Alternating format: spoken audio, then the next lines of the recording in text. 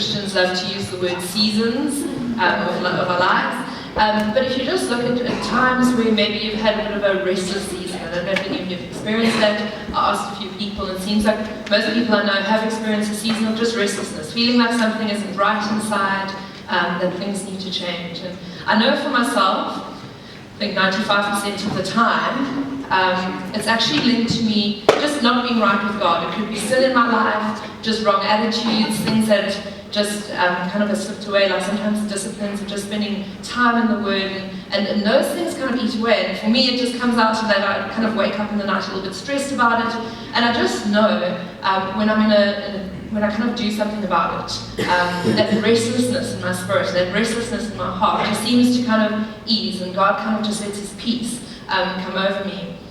And I think that can happen to a lot of us spiritually. And the guy I'm going to speak to you about tonight also had a bit of a wild past, and that's what I really like about him. He was a real person, someone that once again we can learn from. And his name was Augustine, and he had probably my best quote, and the best thing that he said was, "You have made for us for yourself, O Lord, and our hearts are restless until they rest in you." God has made us for Himself, for His pleasure. That's why we exist. And until we are in relationship with Him, and in a right relationship with Him, our hearts will always be restless. And Augustine was amazing for many reasons. He, if you kind of read up a bit more about him, and we can't speak too much about him tonight, but basically he was very pivotal. Some say after kind of the Bible and everyone that was kind of instrumental in putting the Bible together, he was probably the most pivotal person in transforming and kind of molding our theology, opening it up, explaining it in a good way. So he's definitely worth reading more about. But basically, he was a guy who was born in North Africa in 354, and the interesting thing about him, he's had a dad who was kind of pursuing pagan religions, but his mom absolutely knew and loved God. Her name was Monica, and she prayed for him from childhood, that he would come to know God. And unfortunately, that wasn't the case in his childhood, and he got caught up in the kind of culture and with the men of that time who were kind of very sexually influenced, and so he got into some dodgy things. But not only that, he just called it high living. A funny story that I read, which he talks about in his book, Confessions, and it's not like a dirty confessions, it's kind of talking about his past, and then putting it in a context of where does God fit in, how God actually pursued him and found him. And so it's actually really amazing. It gives hope for people who are wayward. But basically he talks about how him and his friends went and stole pears from the neighbor's tree, and they threw them to the pigs. And I was like, oh, that's really bad. But actually, the amazing thing is, it's almost the shame and the disappointment he had in himself. And it was actually just going to a bunch of thugs who didn't care. We were stealing pears looking for ourselves, just to kind of throw them away. And so he really kind of later on regretted his wild youth. And later on he was sent to school, and he was sent away to study, and he was away from home for 13 years. His mom, Monica, sounds like a very godly yet slightly controlling mom, so it seems like she knew what he was up to a lot of the time. But basically he moved in and lived with a woman and had a child with her, and then later moved back to his hometown to take up a lecturing post, lived at home. And what happened is, when his mom found out what he was into and what he was teaching, she actually kicked him out of the house again. But at that point, prayed for his salvation, and God had given her a dream, and she really held on to it, and that was that her son would be saved. So then later what happened is, after a while, she kind of followed him, although she kicked him out of the home. Women don't always make sense. But basically, he was offered a professorship in Rome. And so she was so concerned that her son was now going to move away, didn't want him to, so she was like, just promise me you won't go. So he said, go to bed, rest in peace, knowing that I won't be taking it, I won't be going to Rome. She went to bed, and that night he hopped on a boat and went to Rome. So an awesome son he was.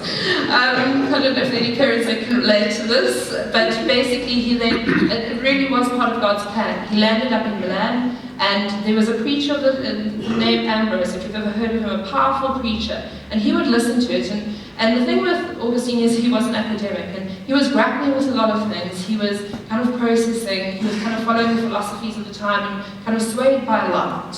But clearly this man just made an impact on him. His preaching made an impact.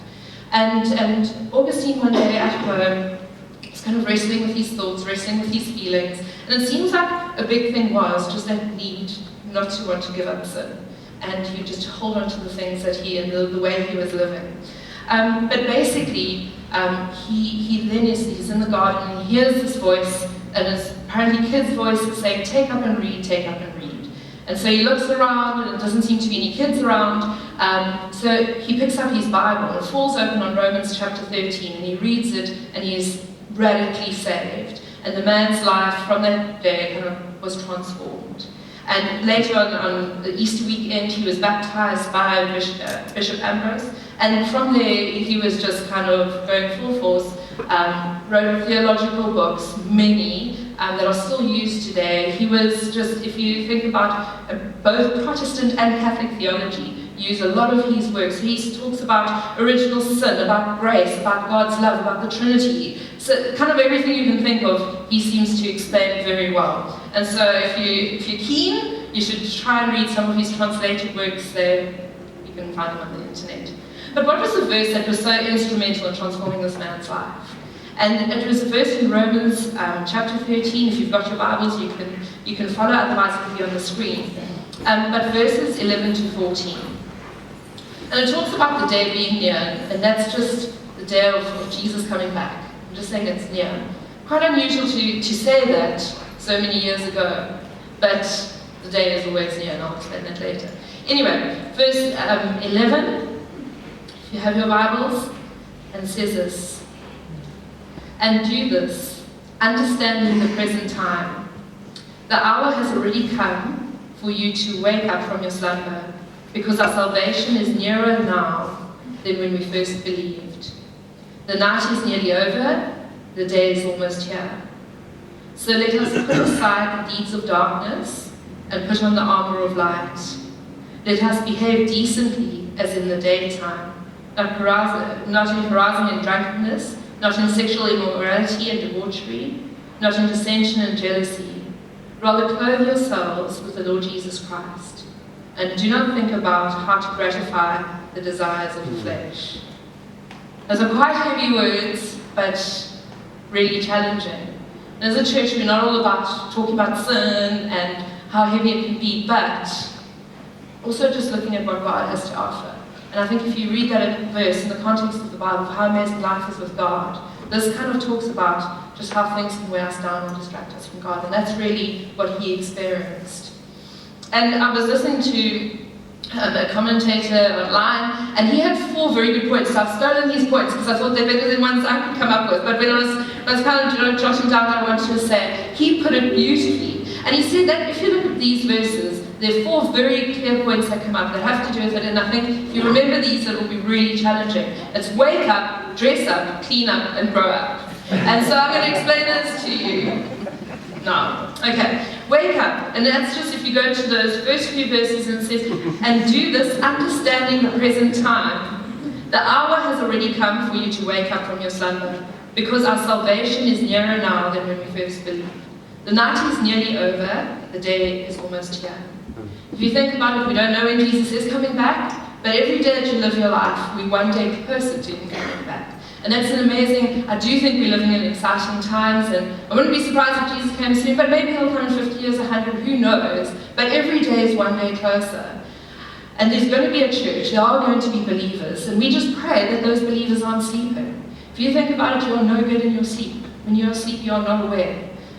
You're not paying attention to things. I was thinking back to how useless I am when I'm asleep, and I was thinking back to my sister's 21st, and my father was away, and we had a party, but it wasn't wild or anything. My mom was there, but what happened is I had a friend sleep over, and for some reason we decided to sleep in the dining room, under a dining room table with 2 mattresses.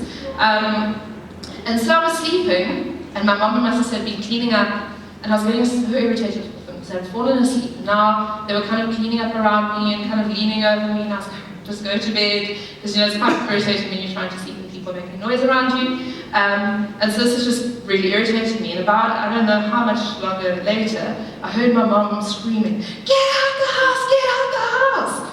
And I just woke up in a shock. I thought she'd had a nervous breakdown. And what had actually happened is that it wasn't my mom and sister cleaning up around me, it was a gang of guys cleaning up our house, cleaning out our house. And they were stealing cameras over us and leather jackets. So it was just this insane thing of sleeping through a what had happened is they pulled this car up onto our parents. I mean, this is in Cambridge. Life is a little bit different. No burglar bars, no walls. So they pulled their car up and they'd gone through the sliding door on the side of the house. Someone had left the window open. And although my mum and my sister were awake on the one side of the house, they started on that side and made a mess because there was a whole lot of them. They were throwing the mattresses up, just messing up and just taking as they wanted to and then kind of moving things out of the house. Who was more good in that situation, my mum or me? My mum was awake, she had seen the lights flicker, they'd cut all the cords and so it just kind of made the lights flash a bit. And so she kind of was aware that something was wrong. So she ran and luckily they were mostly in the car. So nothing happened to her, but I just thought in that situation, someone that's awake is far more good than someone that's deep in sleep and having things stolen wrong. Though it was one piece of it was probably less traumatic for me. But you know, that's, you know, a thing with the church is that we can so easily spiritually fall asleep and we can become like I was there, we're just totally inactive, you're of no good. And when you fall asleep spiritually, and this is talking to Christians, people who know God and love God, when you get to that place where you're just kind of deciding to close your eyes and take a bit of a snooze, you're of no good. And that's where Satan will have a field day with your life, because he sees that he can actually get in there, that he can come and steal and rob and destroy. And you know, when you think about spiritually falling asleep, it's not even true rest. Remember, Jesus says, come to me, all you who are weary, and I'll give you rest. That's the kind of rest we need. You don't need a break from Christianity. You don't need to kind of just put the brakes on a bit and say, you know, I just need to relax. So just being a bit too intense, it's just too difficult. I'm going to take a time out. It's not like that in the kingdom of God. So the first thing is wake up. If you have a restless heart, maybe you just need to wake up. Then the next thing is to dress up. And just from that thing of, so let us put aside the deeds of darkness and put on the armor of light. And I think like this afternoon, I took with a friend, we just took the dogs for a walk, and we walked through the mud, and I got back and I was covered, my jeans were covered in mud, my shoes were covered in mud. What's the first thing you do when you're absolutely messy and you get home, you take your shoes off, you kind of get changed. Imagine if you just tried to kind of pull your new clothes for church over your messy, muddy ones. You wouldn't do that. And so there's a whole thing of putting aside, taking off what is hindering you, the deeds of darkness, and putting on what should be on. And there's a nice old quote by Charles Spurgeon that I must read because I quite like the way he put it. The rags of sin must come off if we're to put on the robe of Christ. There must be a taking away of the love of sin. There must be a renouncing of the practices and habits of sin, or else a man cannot be a Christian. It will be an idle attempt to try and wear religion as a sort of celestial overall over the top of all sins. So it's so important when you dress up to rather wear that armor of light. Don't try and kind of just disguise it. And so often we can do that in a church where we kind of trying to look good on the outside and kind of dress up, but behind everything is just kind of like all the mess ups. And so if you've got a restless spirit, maybe you just need to dress up. Put the one thing aside and put the next thing on. And then the next thing is to clean up. And this is that long list, and it talks about let us behave decently as in the daytime. If you think about it, when people can see what you're doing, a lot of dodgy things happen at night because it's dark. People can't see what you're doing. So that image of doing things in the daytime, in the light, as if everyone was watching. No carousing and drunkenness, no sexual immorality. And with that, just it's talking about people that don't value sexual purity and just value, so that is just like the whole thing of sexual immorality, it's just people that don't put purity first. And debauchery. And there's also just people who kind of openly just flaunt their sins. They're not ashamed of it. And the world is like that. They're not ashamed. In fact, you get a high five for what you do, for what you get up to. And they're not in dissension and jealousy. And sin is sin. This isn't an exhaustive list. But just a challenge to you is that don't think like, woohoo, because the thing I'm battling with isn't on that list. It's not about that. It's just anything that you think or do or say that isn't pleasing to God. That's the way I just teach the kids all the time. Like, sin is anything that you do that doesn't please God, things that you're thinking, things that you're saying, things that you're doing that aren't pleasing God, that are offending Him. And the idea isn't to see what we can get away with. And just a little bit of a sidebar is to, you know, the Bible often will put sexual immorality in all the lists whenever it mentions sin. You think like as Christians we're not obsessed with ruining people's fun and kind of always, you know, honing in on sex issues. The reason people do it in church is also because the Bible talks about when you kind of mess with sex, when you mess with God's best, be it in any form, but just outside of God's plan, it has huge effects on yourself. And so it's almost as if you're sinning against yourself. And that's why we kind of put it up, because we want God's best for you. And so the church isn't about killing fun, but we talk about it because we want God's best. And I remember a few weeks ago, I was just walking, I had taken a day's leave, and I went to town, and I was walking around the streets, and there was this guy, and it was one of, I can't remember what the place is, it's like one of those dodgy places in town where dodgy things happen. I can't remember which one it's called, it was one of those places, sorry. But anyway, you would recognize it before you just like I put it blank. Anyway, but basically I walked past, and I thought something weird had happened. I thought a guy had been shot, because there was this guy lying on the ground in front of this place. And so anyone who wanted to go in for, at lunchtime would have had to step over this man. And it was probably in between the police coming and to take him away, but he was there lying, and basically what he was doing is lying in chains, and he was praying. And I just asked the lady, because I thought he had committed suicide, I thought something terrible had happened, and she said, no, sex is a sin, apparently, and so he doesn't want anyone to have sex. And everyone was basically laughing at this man, and it was a bit weird. I don't know if I would have done it myself. But that's the view that the world has. And just to know that is why we teach God's plan A for our lives. And when you stick to that, you will know great joy in your life. When you mess with that, you're also going to know disaster. And just to know the power of sex in your life, I just thought about it. If you ask any happily married Christian couple what they would rather not have in their life, jealousy or sex, they would probably say jealousy. Okay, because sex is something that God has created to make marriage beautiful, to make it enjoyable, to be a blessing, and there's something mysterious and amazing about it. So just know that we don't have a hierarchy when it comes to sin. We've all failed, but that's why the church seems to kind of go into that. And that Augustine had to really battle with that, and it seems like it was a big deal for him. It actually seems like this woman who he lived with, he really loved, but some say he didn't marry her because his family didn't think she was kind of in right standing. But he kind of battled with those same heart issues. And once he'd gone, he actually chose to abstain almost completely and turn around because he was a different man. And so it's just that if you mess with God's plan for your life, it does have huge implications, and it can lead to unhappiness. But it's with all things. We just need to clean up our act. And when you've been battling with a sin and you manage to conquer it and put it aside, God is so good. And I just find that the times I've really put things on the altar and surrendered them, like that restlessness that often is attached to sin in my life just disappears. And it's amazing how peace comes. And then the last thing is to grow up. And here it says, rather clothe yourselves with the Lord Jesus Christ, and do not think about how to gratify the desires of the flesh. Now, I don't know if you've ever worked with 2 or 3-year-olds, but they just want to gratify their sinful nature and have their own way. If you think about it, a 3-year-old or 2-year-old, if they want something, they'll take it out of your hands and feel absolutely nothing. Imagine if you did that as an adult. Like, well, that's also, and that happens as a kid. Kids also say whatever they want, whatever comes to their mind. But that is immaturity. With time, you just learn that you can't get away with that you're not the center of the universe, that there are other people. So parents always teach their kids to share. And I was thinking about the lives of people that we expose to through reality TV, and just those are the people who have opened up their lives up to us.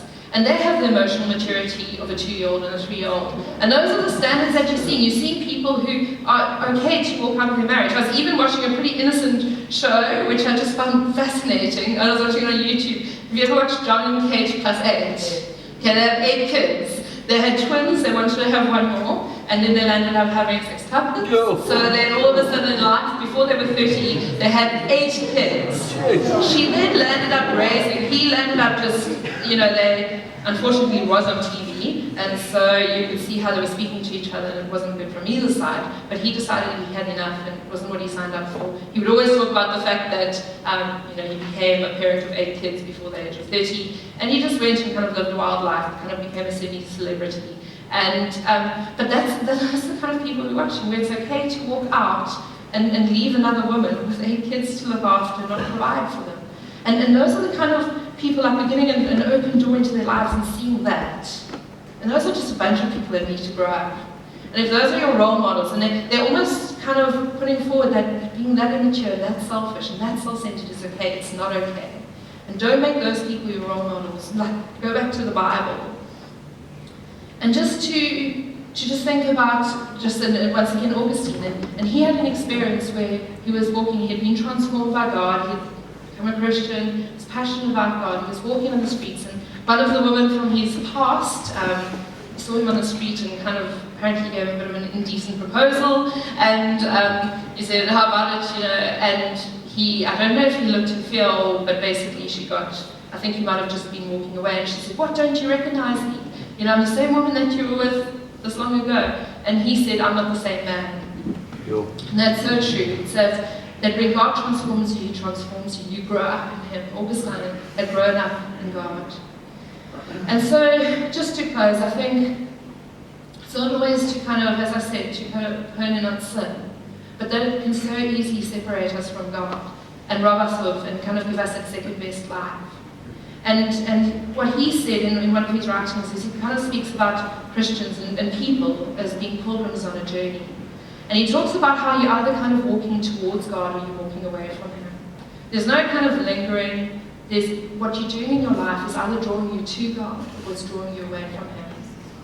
And I love that image. And what I've done, and if I can ask the ushers and just a few people just to hand out some writings. And I just want to challenge you. I've just there's a gentleman who explains Augustine's writings really well, and that's easier than reading Augustine yourself. So I just thought if you can just take it home, and in the week just spend some time contemplating your own life and your own walk with God. There's some very deep things there. I haven't even had time to process it all, so I'm going to be doing it in the week too, but just to challenge you, and just to kind of read, and even do a bit of journaling. I love the idea, sometimes I'm not always good at it, but just of kind of contemplating your life and your walk with God.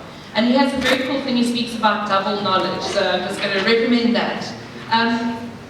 But just to close with this quote, I don't have it written down, so I'm going to read it from here. Talks about, because often when we talk about these things, I know the issue, you can say, well, like I have a restless heart, and I've been battling with this sin, I've been battling with this issue, I've been battling with feeling distant from God, but nothing's going to change. I've been battling for 20 years, so it's fine for you to say that, but it's not a reality for me. And my statement to you is have hope. And so this is where I love this quote of his, where it says, hope has two beautiful daughters. Their names are anger and courage. Anger at the way things are, and courage to see that they do not remain as they are. What a beautiful quote. It's so challenging that there's always hope, but it might just take a little bit of anger and courage from your side to let God. But if you read what is there, it just amazing. It kind of explains so well how God kind of comes into it all. Because I've been speaking also about ourselves quite a bit, and it's not about ourselves. It's about God empowering us to live the life He wants us to live. So as the worship team comes up, I'm just going to pray, but my challenge to you too is if you're feeling just restless in your heart, if you're feeling like that word restless is just something that describes me, don't leave here without being prayed for. Let someone pray for you, let a friend that wants you, you can go to the back and have some time to pray. But then the other thing is that John also challenged us last week to not only pray when we're feeling weak, but to pray in our strength. And I think that's an amazing thing, is to actually protect what is going well in your life too, and to also hand that over to God. And there's a guy called Gordon MacDonald, and he wrote a book called Restoring, I think, the Broken World. And in it he talks about unguarded strengths. And he said often, the devil tries to get in there in our weaknesses, but often he tries when we have almost an unprotected strength, the things that you feel like you're doing well in. So you think, I might be doing brilliantly, like in the area of sexual purity, or in jealousy, or in lying. Like I've really, I've either conquered it or I've never battled with it. And he says, protect that. It's an unguarded strength. You need to kind of put hedges of protection around it. So just get people to pray for you too. Lay hands on your friends can do. Just to almost pray blessing over you, that God will increase. Because we need Christians who are awake and effective in this world. I just want to challenge you also, if you don't usually stay for the remain time, it's an awesome time where you can just kind of go a little bit deeper, spend a little bit more time just thinking about it before you kind of hit the week that you're facing, and just to spend some time ministering to each other, using the gifts, and just doing body ministry.